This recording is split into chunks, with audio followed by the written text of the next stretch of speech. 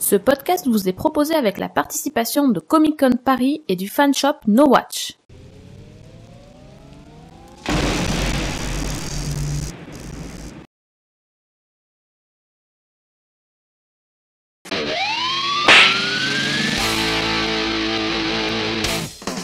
Salut à tous et bienvenue dans Slap, le podcast qui claque pour ne rien rater des Upfront 2012. Cette semaine, Slap passe à l'heure américaine avec un résumé des Upfront. Alors, quelles séries sont annulées, lesquelles retrouverons-nous la saison prochaine et surtout, qu'est-ce qui nous attend à la rentrée? Réponse tout de suite. La bonne nouvelle de ces Upfront, c'est la présence dans les grilles de programmes de séries que l'on croyait mortes et enterrées en cette fin de saison.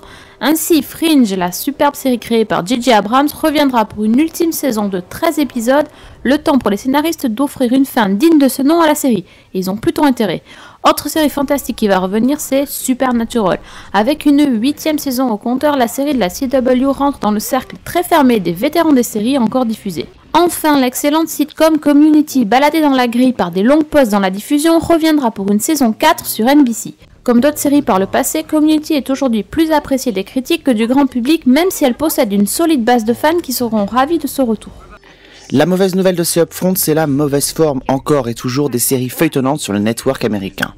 The River partait avec un postulat de départ intéressant, mais a totalement raté la marche du succès. Idem pour Missing avec Ashley Judd. Bien que présentée en grande pompe au dernier MIPCOM, la série a dès le pilote montré ses limites et fait vraiment vieillotte, pâle copie des séries des années 80. Ces deux séries n'auront donc pas de saison 2. Pas plus qu'Alcatraz, nouvelle production de J.J. Abrams, 13 épisodes et puis s'en va pour cette série présentée comme un successeur, un de plus on dira à Lost. Tous ces échecs ne vont pourtant pas empêcher les grands feuilletons de revenir en grande force l'année prochaine. Le choc de ces Upfront, ce sont ces décisions parfois surprenantes de la part des chaînes, comme par exemple la CW qui décide d'annuler la série The Secret Circle, pourtant le plus gros succès de la chaîne derrière The Vampire Diaries. Et il faut bien dire que non seulement les audiences ont eu tendance à s'effriter, mais que en plus les retours ne sont pas vraiment positifs. Autre surprise, la décision par CBS d'annuler Les Experts Miami au terme de sa 10e saison. On savait qu'une des séries de la franchise Les Experts était en danger, mais on pouvait tout de même plus facilement parier sur la version Manhattan que sur celle de David Caruso. La miraculée de ces Upfront s'appelle Cougar Town, annulée par ABC et sauvée par TBS. La saison 4 sera diffusée en septembre sur la chaîne, mais Bill Lawrence, créateur de la série, n'en sera plus le showrunner. Il officiera tout de même en tant que consultant sur la comédie. La déception de ces Upfront, c'est l'annulation de Wake, la série de NBC.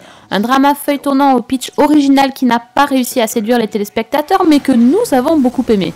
L'histoire de Michael Britton, policier qui, à la suite d'un accident de voiture avec sa famille, se réveille dans deux réalités différentes. Dans l'une, sa femme est décédée mais pas son fils. Dans l'autre, son fils est mort mais pas sa femme.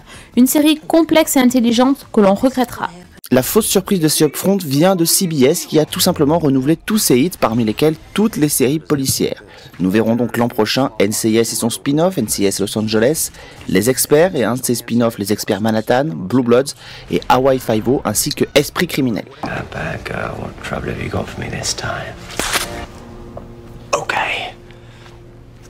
Cette saison, NBC mise sur des grands noms de producteurs, à commencer par Dick Wolf qui propose Chicago Fire, une série qui nous plonge dans le quotidien des pompiers de Chicago.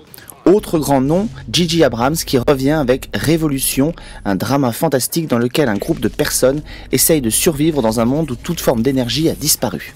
Si les nouveautés de la chaîne marchent, cette saison sera une grosse saison pour le network ABC. On notera d'abord Zero Hour de Paul Schering, créateur de Prison Break, et avec Anthony Edwards, dont c'est le retour dans une série depuis Urgence, et qui campe ici le rôle du rédacteur d'un magazine sceptique qui se retrouve impliqué dans une énorme conspiration quand sa femme est kidnappée. Mais on parie plutôt ici dans Slap comme futur hit sur The Last Resort, l'histoire d'un sous-marin nucléaire qui refuse d'envoyer un missile sur un pays ennemi et qui se retrouve traqué par son propre pays. Il trouve refuge sur une île où l'équipage va tenter de reconstruire une nouvelle société tout en essayant de contrer les menaces justement de son pays d'origine. Pas de gros bouleversements dans la grille de CBS qui a annulé peu de séries et va donc diffuser peu de nouveautés. La chaîne a misé sur des valeurs sûres comme une nouvelle série sur Sherlock Holmes, Elementary, avec Johnny Lee Miller de Eli Stone dans le rôle du détective et bien plus surprenant, Lucy Liu dans celui de Watson. Autre nouveauté attendue, Vegas, un drama qui suit un cow-boy de Las Vegas qui va devenir shérif. Une série qui se déroule dans les années 60, ça c'est vraiment la mode, et avec un cast prestigieux, attention les yeux, Dennis Quaid, Michael Chiklis de The Shield et Carrie Ann Moss. Du côté de la Fox, on joue la carte de sujet choc avec une grosse série policière feuilletonnante qui devrait arriver à la mi-saison. Baptisée The Followings, elle raconte comment un tueur en série envisage de créer une secte de tueurs en série. Rien que ça. Kevin Bacon y campera le rôle principal du policier dans cette nouvelle série. Mais la mafia sera aussi à l'honneur cette saison. Sur ABC, il y aura la série Red Widow, mais aussi Mob Doctor sur la Fox, où une jeune médecin se retrouve liée à la mafia suite à une dette dont elle ne parvient pas à s'acquitter. Chez la CW, c'est dans les vieux pots qu'on fait les meilleures confitures. Ainsi, nous aurons droit à une nouvelle version de La Belle et la Bête qui va marquer le retour de Christine Kruk, la belle Lana de Smallville. Dans la même veine, la CW a choisi de programmer The Carrie Diaries qui raconte la jeunesse de Carrie Bradshaw de Sex and the City et ça se passera dans les années 80.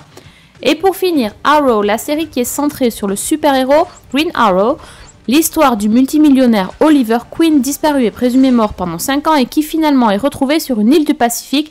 Il découvre alors qu'il a des capacités extraordinaires et va défendre sa ville. Oh, une plante carnivore. C'est trop la classe. Non. Hein? Non, franchement non. Mais pourtant j'ai la flèche. Bah, je t'assure que non. On y va? Ouais, d'accord. Comic Con Paris, le festival des cultures geeks du 5 au 8 juillet. Mais même avec la flashouille. Non, mais surtout avec la flashouille.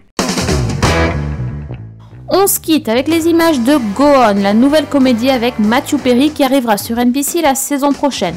Elle suit le parcours de Ryan, le présentateur d'une émission sportive qui essaie tant bien que mal de surmonter une tragédie et va trouver du réconfort dans un groupe de thérapie. On se retrouve dans une dizaine de jours pour une nouvelle distribution de claques. On parlera de la diffusion de Game of Thrones sur Orange, de la sortie DVD de Call Me Fitz avec Jason Priestley et vous découvrirez les premières images de The Neighbours, l'une des nouvelles sitcoms de la rentrée sur ABC. D'ici là, n'oubliez pas d'aller sur le site No Watch pour vous procurer vos billets pour Comic Con Paris et sur le fanshop No Watch soutenir vos podcasts préférés. Bonne semaine à tous, ciao!